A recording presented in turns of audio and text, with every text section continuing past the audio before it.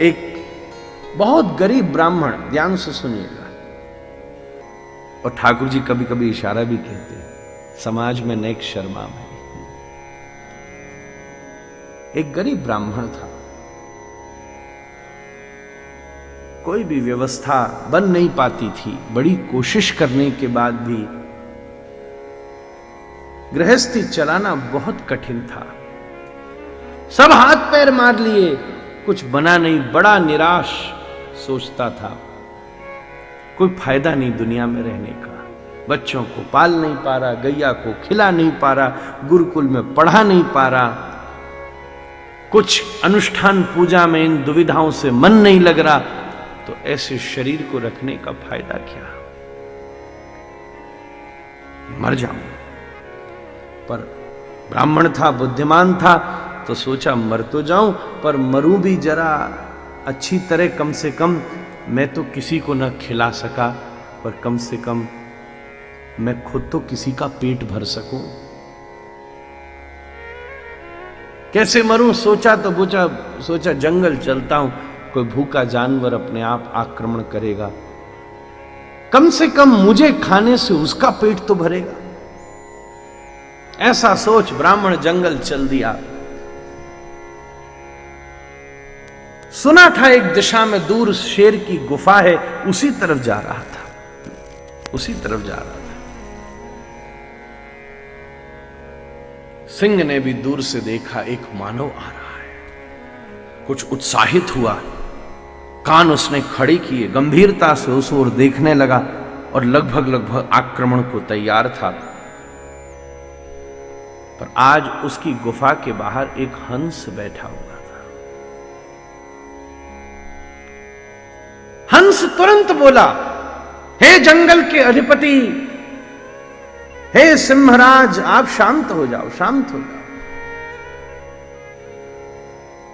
अरे देखिए, सामने से अभिमानी की तरह ये सिर उठाया मानव चला आ रहा है, क्या इसको मेरा भय नहीं है? नहीं भगवान, ये आपसे लड़ने नहीं आ रहा, ये तो आपके चरणों में शरणागत होने आ रहा है, ये तो अपने आप को समर्पित करने आ रहा है। बेचारा बहुत गरीब है, बहुत समस्या में है। सोचा जाके किसी के चरणों में, किसी बड़े के पैरों में गिर जाऊं, आपको बड़ा मान के आपके पास आ रहा है। ऐसी मीठी मीठी बात कही हंस ने कि शेर का भी गुस्सा शांत हो गया। ब्राह्मण पास पहुंचा, उसने सोचा है शेर हमला करेगा। शेर तो गुफा के भीतर गया और अपने मुंह में एक पोटली उठा लाया।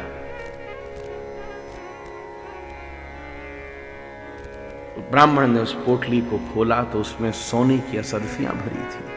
कुछ दिन पहले सिंह बोला, मैंने एक राजा पर आक्रमण किया था, राजा को तो मैं खा गया, ये सब पत्थर का मुझे कोई मतलब न था, पड़ी थी मेरे पास, तेरे कोई काम की हो तो ले जा। ब्राह्मण तो नाच पड़ा, जय हो, क्या बात है, सोचा था मैं मरने जाऊंगा, मुझे तो जीवन मिल गया। पोटली उठाई, वापस आया घर।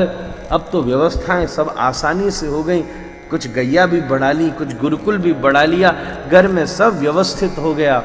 पर एक बात कहूं, आलसी को दुनिया का धन दे दो, वो फिर भी बर्बाद कर लेता है। पुरुषार्थी खाली होते भी भरा होता है, आलसी भरा होते भी खाली होता है। 5-7 साल में फिर वही नौबत आ गई। बैठे बैठे खाने की आदत थी।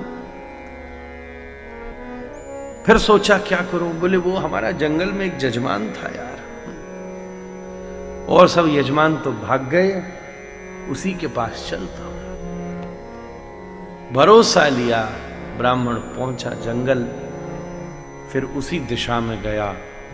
वही ब्राह्मण था, वही परिस्थिति थी और वही शेर सामने था, बस एक अंतर था, आज हंस की जगह बगुला बैठा था। आते ब्राह्मण को देख शेर भी पहचान गया, अरे ये तो वही विप्र देवता है, कुछ साल पहले मैंने इनकी सहायता की थी। शेर ने भी बड़ी रेयर सहायता की है किसी की, इसलिए उसको भी पता है। जो रोज सहायता करते वो नहीं पहचानते, जो कभी कभी करता है वो जानता है कि मैंने इसको दिया था कुछ।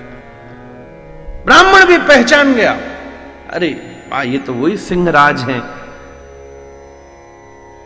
शेर बड़ा शांत था और सोचता था, लगता है मुझसे मिलने आए हैं, हालचाल पूछने आए हैं, शायद कुछ वापस देने आए हैं।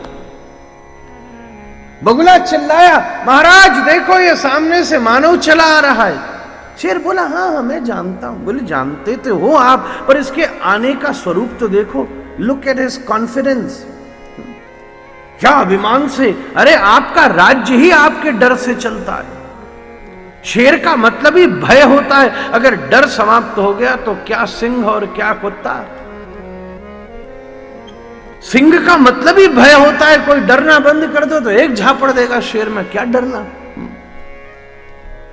आपका भय नहीं तो आपका राज्य नहीं। आज एक मानव चला आ रहा है और इसी से आत्मविश्वास लेकर अगर जंगल के हिरण भी झुंड की झुंड में आ गए तो आप क्या करोगे। इतना उकसाया कि शेर भी बावरा हो गया, दौड़ा गुफा से बाहर और ब्राह्मण को चीड़ फाड़ के खा गया।